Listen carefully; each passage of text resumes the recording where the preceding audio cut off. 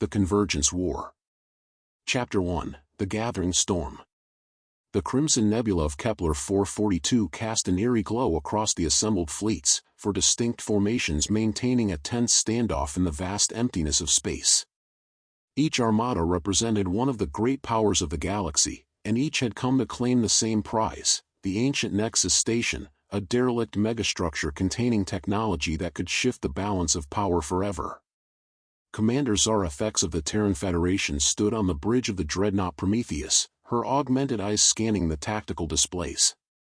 At 35, she had already earned a reputation as one of humanity's finest military strategists, her platinum hair streaked with the neural interface ports that allowed her to commune directly with her ship's AI systems. Status report, Lieutenant Chen, she commanded, her voice carrying the authority of someone who had never lost a major engagement. Lieutenant Marcus Chen, a young officer with cybernetic implants glowing softly at his temples, consulted his holographic display.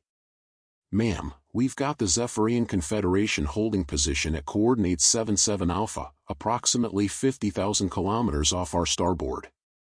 The Chronari Empire is maintaining formation at bearing 215, in the Vorthan Collective." He paused, his expression troubled. "The Collective's bioships are everywhere. Their organic vessels keep shifting position in patterns our computers can't predict." Zara nodded grimly. The Vorthans were perhaps the most alien of the four races, their living ships as unpredictable as they were deadly. "What about communication channels? Any word from the other commanders?" "Actually, ma'am," Chen said, "we're receiving a broad-spectrum transmission. It's from all three alien fleets simultaneously." "Put it through." The main view screen flickered to life, splitting into three sections. On the left appeared Commander Vex High of the Zephyrian Confederation, his blue-scaled face marked with the ritual scars of his warrior caste. The middle section showed War Master Gorak of the Chronari Empire, a massive reptilian being whose red eyes glowed with barely contained fury. The right section displayed something far more unsettling, the shifting, translucent form of Node Prime Eseth of the Vorthan Collective, its consciousness inhabiting what appeared to be a living mass of interconnected neural tissue. "Greetings, human commander," Vex High began, his voice carrying the melodic tones characteristic of his species. "I am Commander Vex High of the 3rd Zephyrian Fleet. We gather here at this convergence not by choice, but by necessity." War Master Gorak's deep, rumbling voice interrupted. "Speak plainly, Wind Dancer. We all know why we're here. The Nexus holds the Codex of Infinite Paths, the star maps and hyperspace routes that will allow one of us to dominate this entire sector." The Vorthan's response came as a harmonic chorus of voices, as if multiple beings were speaking in unison. "The Collective seeks not dominance, but understanding. The Nexus contains biological templates, evolutionary matrices that could advance our symbiotic development by millennia." Zara stepped forward, her image now joining the others on a four-way split screen. "This is Commander Thex of the Terran Federation. If we're all being honest about our intentions, then let me be clear about ours. Humanity needs those navigation charts to establish safe trade routes and colonies. We're not interested in conquest, we're interested in survival and growth." A chittering laugh echoed from Gorak's throat. "Survival? Your species has been expanding across the galaxy like a plague for the past 2 centuries. Do not speak to us of peaceful intentions." "And yet," Vex High interjected smoothly, "the humans have never enslaved entire worlds like the Chronari, never consumed the native populations like the Vorthans, never." "Enough!" Node Prime Eseth's voices rose in a discordant symphony. "We do not commune to trade accusations. Each of us has claimed the Nexus by right of discovery, by right of need, by right of power. The question before us is simple: will we take what we require through negotiation or through bloodshed?" Zara studied each of her counterparts carefully. The Zephyrians were known for their honor and their unpredictability in combat, their crystalline ships capable of phase shifting through dimensions. The Chronari were brute force incarnate, their heavily armored vessels designed for frontal assault and planetary bombardment. The Vorthans were perhaps the most dangerous, their bioships could adapt and evolve during battle, becoming stronger with each engagement. I propose a compromise, she said finally. The Nexus is vast, larger than most space stations. Surely there's enough information for all of us to benefit without destroying each other. Gorek's red eyes flared. You think us fools, human? The most valuable data will be in the central core, in the restricted archives. Only one can claim the true prize. The War Master speaks truth, Vex High admitted reluctantly. The Zephyrian Sciencecast has analyzed the station's energy signatures. The primary database cannot be duplicated or shared, it exists as a quantum-encrypted singular matrix. Node Prime Esethas form pulsed with bioluminescent patterns. The collective has reached the same conclusion. The core consciousness of the Nexus will bond with only one accessing entity. To attempt to share it would mean its destruction. Zara felt a chill run down her spine. She had hoped for negotiation, but it seemed increasingly clear that only conflict would resolve this standoff. Then what are you proposing? A four-way battle with the survivor taking all? Not a battle, Vex High said, his scarred face thoughtful. A trial. The Nexus station itself presents us with an opportunity. Its internal defenses are still active, automated systems designed to test the worthiness of those who would claim its secrets. Gorek leaned forward, interested despite himself. Explain. A boarding party from each fleet, Vex High continued. Small teams, perhaps 5 individuals each. They enter the station simultaneously from different access points, navigate its challenges, and attempt to reach the central core. The first to successfully interface with the primary database claims the prize for their people. And the fleets? Zara asked. Maintain the standoff, Node Prime Esethas chorus replied. A pact of non-aggression until the trial is complete. If treachery occurs, if any fleet attacks another while the trial proceeds, all will turn upon the betrayer.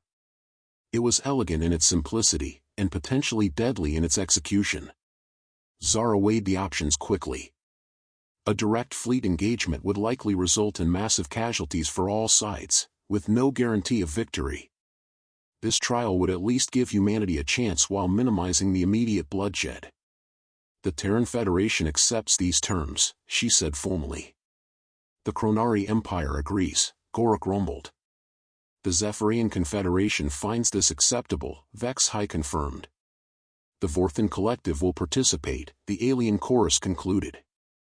As the communication channels closed, Zara turned to her senior staff. I need volunteers for what's likely to be a suicide mission. We're going into an ancient alien station filled with automated defenses, competing against the 3 most dangerous military forces in known space.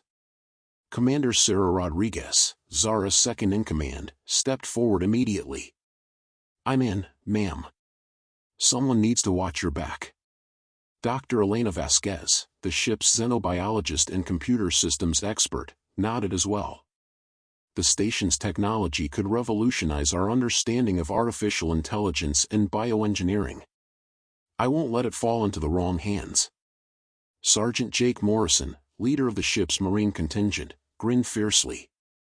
Wouldn't miss it for the world, Commander. Besides, I've been itching for a real challenge. Lieutenant Chen raised his hand. Ma'am, I'd like to volunteer as well. My cybernetic interfaces might be useful for accessing alien computer systems. Zara looked at each of them, feeling a mixture of pride and deep concern.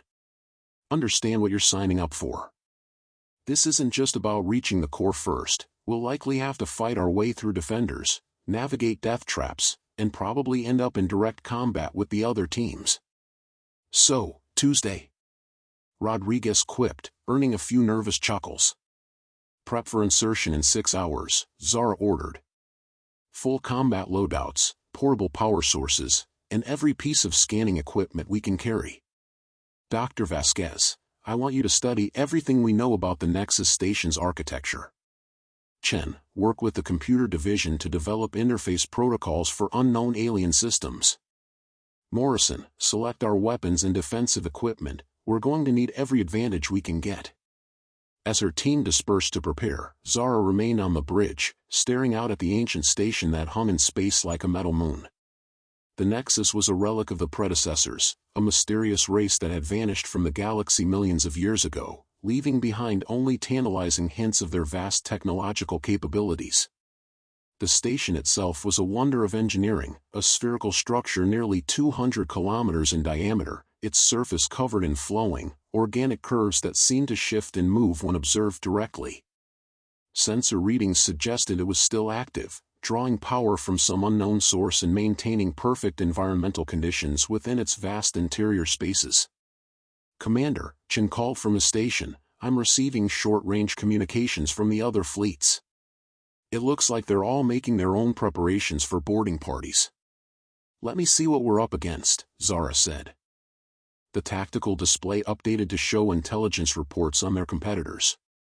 The Chronari team would likely consist of War Master Gorok himself, along with his most elite warriors, beings genetically engineered for combat, with natural armor plating and strength that could crush a human without effort. Their approach would be direct and brutal, overwhelming any obstacles through sheer force. The Zephyrian party would be led by Commander Vexhai, accompanied by specialists from their science and warrior castes. They would rely on their advanced technology and phase-shifting abilities, potentially bypassing many of the station's defenses entirely. Their greatest advantage would be mobility and adaptability. The Vorthan team was the most unpredictable. Node Prime Eseth could split its consciousness across multiple bioforms, essentially creating a team where every member shared the same mind. Their organic technology might interface with the station in ways the others couldn't anticipate, and their ability to adapt and evolve during the mission made them extremely dangerous. "Ma'am," Rodriguez approached with a datapad, "I've been thinking about our strategy. Each of the other teams has significant advantages over us in terms of raw power, technology, or adaptability. But they also have predictable approaches." Zara nodded. "The Chronari will smash through everything, the Zephyrians will try to bypass obstacles, and the Vorthans will adapt and evolve. What's your point?" "Humans are generalists. We can't phase shift like the Zephyrians, we're not as strong as the Chronari, and we can't evolve like the Vorthans. But we can think outside the box, improvise, and cooperate in ways they might not expect." "You're suggesting we play to our strengths in creativity and teamwork." "Exactly. And there's something else, we're the only team that doesn't have a predetermined approach. That unpredictability might be our greatest weapon." Over the next several hours, the human team prepared for what could be their final mission. Weapons were checked and rechecked, environmental suits were calibrated for unknown atmospheric conditions, and contingency plans were developed for dozens of potential scenarios. Dr. Vasquez had managed to compile a preliminary analysis of the station's structure based on long-range scans. "The Nexus appears to be divided into several distinct zones," she explained during their final briefing. "The outer shell contains what look like maintenance and defensive systems. The middle layers seem to be storage and processing areas. The core is heavily shielded, but our sensors detect massive computational activity." "What about the defenses?" Morrison asked, adjusting the power pack on his plasma rifle. "Unknown, but definitely active.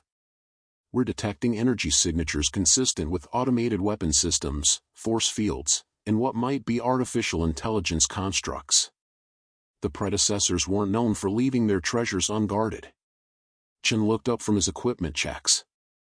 "I've got interface cables for every known connection type, plus adaptive algorithms that should be able to establish basic communication with most computer systems. If we can get to a terminal, I should be able to start mapping the station's internal networks." Zara strapped on her sidearm and checked her suit's power levels one final time. "Remember, our objective is to reach the central core and access the primary database. But if we encounter the other teams, we defend ourselves. I don't expect any of them to show mercy if they get the chance to eliminate competition." The boarding shuttles launched simultaneously from all four fleets, small craft designed to penetrate the station's outer defenses and deliver their teams to separate entry points. The human shuttle, piloted by Rodriguez, approached a docking port on the station's equatorial ring, while the other teams targeted different sections of the massive structure. As they drew closer to the Nexus, Zara could see the intricate details of its construction, surfaces that seemed to flow like liquid metal, geometric patterns that hurt to look at directly, and conduits of energy that pulsed with colors that had no names in human language. "Docking in 30 seconds, Rodriguez announced. "The port seems to be responding to our approach. Some kind of automatic system is extending a connection tunnel." Through the shuttle's viewports, they could see the station's surface iris open like a massive eye, revealing a perfectly fitted docking ring that extended to meet their craft. The technology involved was staggering. The station had analyzed their shuttle's specifications and created a custom interface in a matter of moments. "That's either very welcoming or very ominous," Dr. Vasquez muttered. With a soft thud, the shuttle connected to the station. Atmospheric sensors confirmed that the docking tunnel had been pressurized with a breathable gas mixture, though they kept their environmental suits sealed as a precaution. "This is it," Zara said, activating her team's communication system. "Stay together, watch each other's backs, and remember, we're not just representing humanity here. We're fighting for our species' future among the stars." The airlock cycled open, revealing a corridor that stretched into the alien station's depths. The walls were smooth and organic-looking, pulsing with a faint bioluminescent glow that provided just enough light to see by. The gravity was slightly lighter than Earth normal, and the air carried a metallic taste that their filters couldn't quite eliminate. "Sensors are picking up movement ahead," Chen reported, his cybernetic implants interfacing with his portable scanning equipment. "Multiple contacts, but I can't determine if they're hostile or just automated systems." As they advanced deeper into the station, the corridor began to branch and divide, creating a maze-like network of passages. The walls themselves seemed to shift subtly when they weren't looking directly at them, making navigation increasingly difficult. "I'm getting readings of other life forms in the station," Dr. Vasquez announced, studying her tricorder. "The other teams have definitely made it aboard, but they're in completely different sections. The station's architecture might be designed to keep intruders separated." A sudden sound echoed through the corridor, a deep, harmonic tone that seemed to come from the walls themselves. The bioluminescent patterns in the walls began pulsing faster, and new passages opened while others sealed themselves closed. "The station's responding to our presence," Zara realized. "It's not just a passive structure, it's actively reconfiguring itself." Morrison raised his rifle as mechanical sounds approached from ahead. "We've got company." Around the corner came the first of the station's guardians, floating constructs that looked like crystalline spiders the size of house cats, their multiple eyes glowing with the same light as the walls. They moved with fluid grace, clearly artificial but possessing an organic elegance that spoke to the predecessor's mastery of both technology and biology. "Defensive positions," Zara ordered, but before anyone could fire, Dr. Vasquez stepped forward. "Wait," she said, raising her hands in what she hoped was a universal gesture of peace. "They're not attacking. Look at their posture, they're curious, not hostile." The constructs hovered in the air before them, their crystalline bodies refracting the corridor's light into rainbow patterns. One of them extended a tendril-like appendage toward Dr. Vasquez, stopping just short of touching her suit. "I think they're scanning us," she said softly. "Trying to determine our intentions or capabilities." The lead construct pulsed brightly, and suddenly the team's translation software activated, processing sounds that hadn't been there a moment before. "Visitors. Seekers. Purpose." The words formed in their minds more than their ears, a direct neural interface that bypassed normal hearing. Dr. Vasquez stepped forward cautiously. "We seek knowledge. We seek understanding. We wish to prove ourselves worthy of the Nexus's gifts. Trials. Tests. Worthiness must be demonstrated." The constructs arranged themselves in a formation that clearly indicated the team should follow. As they moved deeper into the station, the walls continued to shift and change around them, creating new pathways while closing others. It became clear that the Nexus was not just a repository of information, it was a living test, designed to challenge those who sought its secrets. Chapter 2, The Trials Begin. The human team followed their crystalline guides through corridors that defied conventional understanding of architecture. The walls curved impossibly, surfaces that should have been vertical stretched away at angles that hurt to contemplate, and doorways opened onto chambers that were clearly larger inside than they could possibly be from the outside. The spatial distortions are getting worse, Chen reported, his cybernetic implants struggling to process the contradictory sensor data. Either this station operates on principles of physics we don't understand, or it's actively manipulating space-time within its structure. Dr. Vasquez was busy recording everything with her scientific instruments, her eyes wide with wonder and terror in equal measure. The energy readings are off the charts. Whatever power source this station uses, it's orders of magnitude beyond anything in our current technology. Their guides led them to a vast chamber with a domed ceiling that seemed to stretch up into infinity. In the center of the room stood a pillar of flowing light, its surface covered with symbols that shifted and changed as they watched. Around the pillar, four distinct pathways extended toward different exits, each marked with a symbol that somehow conveyed meaning directly to their minds. The first path was marked with an icon representing strength and force, clearly the route intended for the Chronari team. The second bore a symbol of adaptation and flow, undoubtedly meant for the Zephyrians. The third pathway showed imagery of synthesis and collective consciousness, obviously designed for the Vorthans.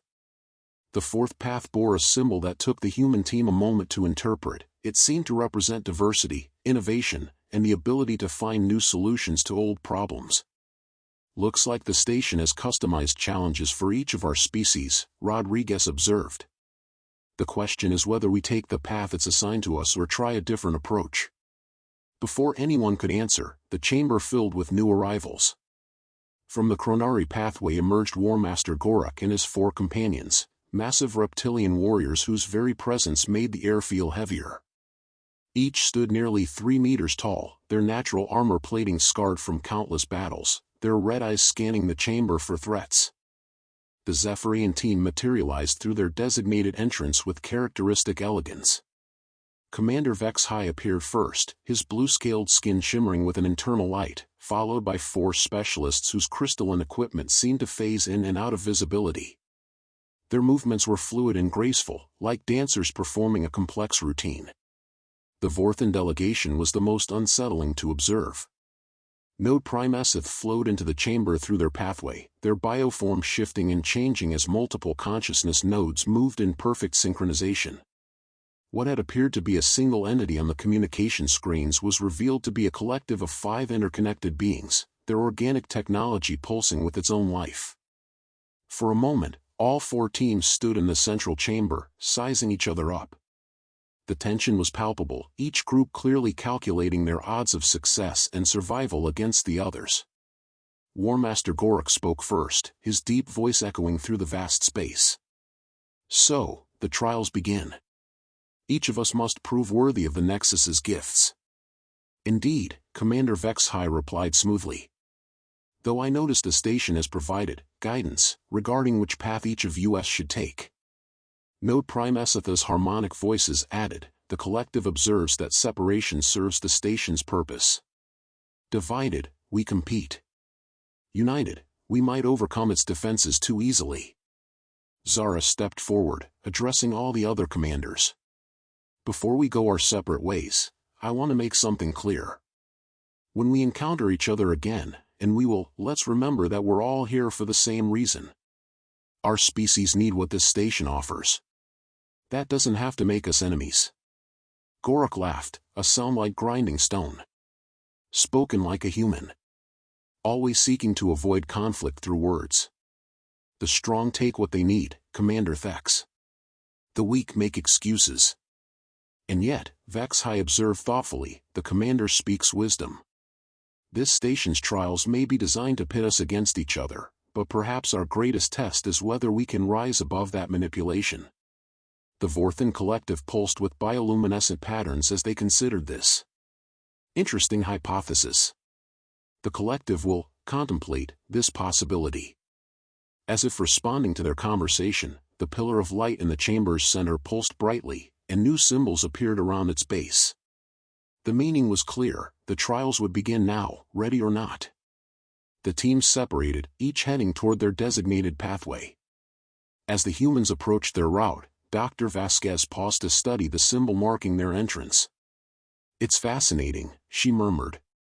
"The station somehow analyzed our species' psychological and cultural patterns and designed specific challenges. What does that tell us about the predecessors?" "That they were thorough," Morrison replied grimly, checking his weapons one final time. "And that they wanted to make sure only the most worthy gained access to their knowledge." The human pathway led them through a series of chambers, each presenting a different type of challenge. The first was a puzzle room where they had to work together to manipulate energy flows through a complex three-dimensional maze. Chen's cybernetic interfaces proved crucial in establishing connections with the alien technology, while Dr. Vasquez's scientific knowledge helped them understand the underlying principles. "It's testing our ability to cooperate and combine different skill sets," Zara realized as they completed the puzzle. The other species might approach these challenges differently, but for humans, teamwork is often our greatest strength. The second challenge was more physical, a chamber filled with platforms that appeared and disappeared according to patterns they had to discern and predict. Morrison's combat training and Rodriguez's piloting reflexes proved essential as they navigated the shifting maze, supporting each other through the most dangerous passages. As they progressed deeper into the station, they began to encounter more of the crystalline constructs, but these seemed different, larger, more complex, and definitely more aggressive. The first attack came without warning as they entered what appeared to be a vast library, its walls lined with data storage devices that pulsed with their own inner light. "Hostile contacts!" Morrison shouted, diving for cover as energy beams lanced through the air where he had been standing. The attacking constructs were spider-like creatures the size of wolves, their crystalline bodies refracting laser light into deadly prismatic attacks. They moved with inhuman speed and coordination, clearly designed to test the intruder's combat capabilities. "Spread out!" Zara ordered, drawing her sidearm and returning fire. "Don't let them pin us down." The battle was fierce but brief. The constructs were fast and well-armed, but they followed predictable patterns. Once the team identified their attack algorithms, Morrison and Rodriguez were able to outflank them while Chen used his cybernetic interfaces to disrupt their coordination signals. "Interesting," Dr. Vasquez observed as the destroyed constructs dissolved into component atoms. "They're not just guardians, they're adaptive teaching tools. Each encounter is designed to force us to develop new tactics and abilities." As they explored the library chamber, they discovered that the data storage devices responded to their presence, displaying information in formats they could understand. Most of it was incomprehensible, scientific formulae and technological specifications far beyond human understanding, but some sections contained what appeared to be historical records. "Look at this," Dr. Vasquez called, studying a holographic display that had activated near her position. "It's showing the predecessors' expansion across the galaxy, their conflicts with other species, their eventual disappearance." The hologram depicted a star map showing the rise and fall of the predecessor civilization. They had been explorers and scientists, spreading across thousands of worlds and uplifting dozens of younger species. But something had gone wrong. Their empire had collapsed in a matter of centuries, leaving behind only ruins and automated stations like the Nexus. What caused their downfall? Rodriguez wondered. The display shifted, showing new images. The predecessors had encountered something in the deep spaces between galaxies, something that had challenged their very existence.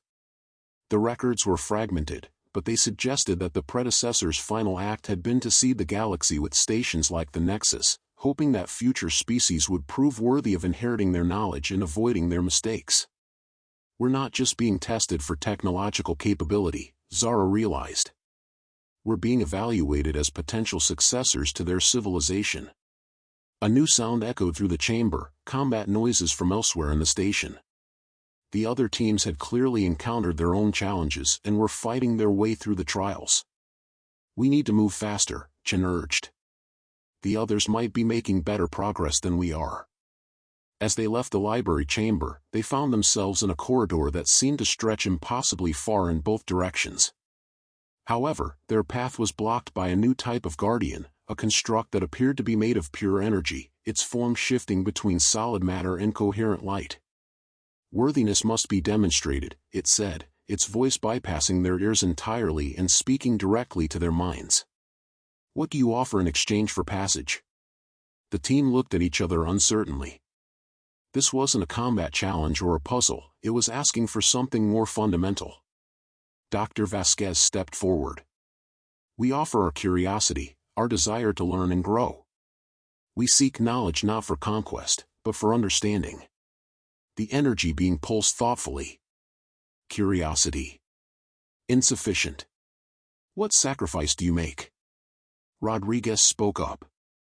"We offer our lives, if necessary. We're willing to risk everything to secure a better future for our species." Sacrifice. Acknowledged. "What wisdom do you bring?" Chen's cybernetic implants flickered as he processed the question. "We bring the wisdom of diversity. Humanity has learned that our greatest strength comes from combining different perspectives, different approaches to problems. Diversity. Relevant. What hope do you carry?" Morrison, who had remained silent during the exchange, surprised everyone by stepping forward. "We carry the hope that the galaxy doesn't have to be a place of endless war. That different species can coexist, can learn from each other, can build something better together. The energy being flowed around them, its form becoming more solid and defined. Hope? The rarest gift. Passage granted."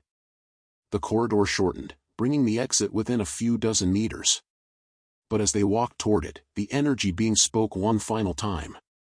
"Beware. The trials ahead will test not only your species' strengths, but its greatest weaknesses.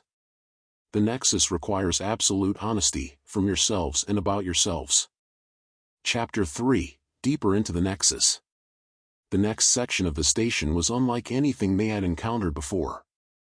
The corridors were alive, literally alive, with surfaces that pulsed like a heartbeat and veins of bioluminescent fluid flowing through organic-looking conduits. The air itself seemed to whisper with voices speaking languages that had been dead for millions of years. "Environmental readings are all over the place," Chen reported, his instruments struggling to make sense of their surroundings. "The walls appear to be some kind of biomechanical hybrid, part machine and part living tissue." Dr. Vasquez was fascinated despite the obvious danger. "The predecessors achieved something we can barely imagine, a perfect synthesis of biological and technological systems. This section of the station isn't just using organic components, it's actually alive in some sense." As they progressed, they began to hear sounds from the other teams echoing through the station's structure. The Chronari were apparently smashing their way through their challenges with typical brute force, the sound of their energy weapons and roaring voices carried clearly through the walls. The Zephyrians were moving more quietly, but occasional flashes of interdimensional energy indicated they were using their phase-shifting technology to bypass obstacles. The Vorthans were the most unsettling, their bioforms seemed to be communicating with the station itself, and sometimes the walls around the human team would pulse in response to distant Vorthan activities. "They're all making progress," Rodriguez observed grimly. "We need to pick up the pace if we're going to have any chance of reaching the central core first." Their route led them into a vast chamber that took their breath away. The space was so large that the far walls were lost in misty distance, and the ceiling disappeared into darkness above. But what dominated the chamber was the tree, if it could be called that.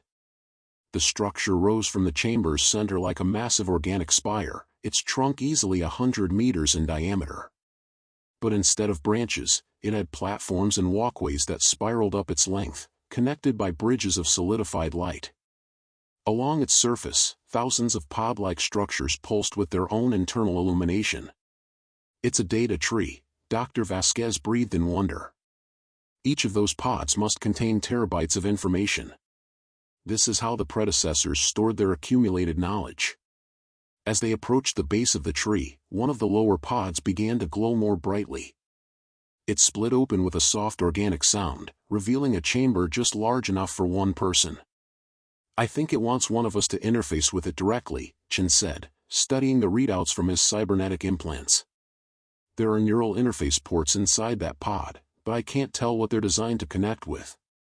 "It's too dangerous," Morrison said firmly. "We don't know what that thing might do to whoever goes inside." It could be a trap, or it might scramble someone's brain trying to download alien information. Zara studied the pod carefully. The implications were staggering. Direct interface with predecessor technology could provide insights beyond imagination, but it could also be fatal. However, she noticed something the others had missed. "Look at the other platforms," she said, pointing up the tree's spiral pathway. "I can see similar pods opening at different levels. I think the station is offering all of us the chance to interface, but at different depths of information." Dr. Vasquez nodded slowly. The higher up the tree, the more advanced and dangerous the knowledge would be. The lower levels might be safer, designed for initial contact and basic understanding. As if responding to their discussion, the tree pulsed with bioluminescent patterns, and more pods began opening at various levels. A pathway of light appeared, leading from the chamber floor up to the first platform. "We need to make a decision," Rodriguez said. "The other teams are probably facing similar choices in their own sections. If we're going to compete, we need to take risks." Chen stepped toward the nearest pod. "I volunteer. My cybernetic implants might provide some protection against neural damage, and I'm the most likely to be able to interface with alien computer systems." "Absolutely not," Zara said firmly. "If anyone's going to risk their mind on this thing, it should be me." "Command responsibility." Dr. Vasquez interrupted both of them. "Actually, it should be me. I'm the xenobiologist. Understanding alien life forms and technologies is literally my specialty. And if something goes wrong, you'll need the commander and the technical specialist to continue the mission." Before anyone could argue further, Morrison spoke up. "What if we're all thinking about this wrong? The station has been testing our ability to work together, to combine our different strengths. Maybe the real test isn't who interfaces with the tree, but how we all interface with it together." As if his words had triggered something, the tree's bioluminescent patterns changed, becoming more complex and synchronized. Instead of single pods opening, groups of 5 pods began activating at various levels, clearly designed for team interfaces. That's it, Zara realized. The predecessors weren't just individuals, they were a collective species, sharing knowledge and consciousness across their entire civilization. The station expects us to interface as a group. They climbed the spiral pathway to the first level where a cluster of 5 pods had opened. Each pod was slightly different, designed for different types of consciousness interface. One was clearly technological, with ports that would match Chen's cybernetic implants. Another was biological, designed for organic neural interface. The third seemed to be designed for command and control functions, while the fourth was optimized for scientific and analytical minds. The 5th pod was the most unusual. It seemed designed for creative and intuitive thinking. "It's reading us," Dr. Vasquez realized. "The station has been analyzing our thought patterns, our individual specializations, and it's created custom interfaces for each of us." They settled into their respective pods, feeling the strange sensation of alien technology making contact with their minds. The interface was gradual at first, gentle probes that mapped their neural patterns and established basic communication protocols. Then, suddenly, they were connected not just to the tree, but to each other. For the first time in their lives, the human team experienced true telepathic communication. They could feel each other's thoughts, emotions, and sensations as if they were their own. But more than that, they were connected to something vast and ancient, the accumulated knowledge and experience of the predecessor civilization.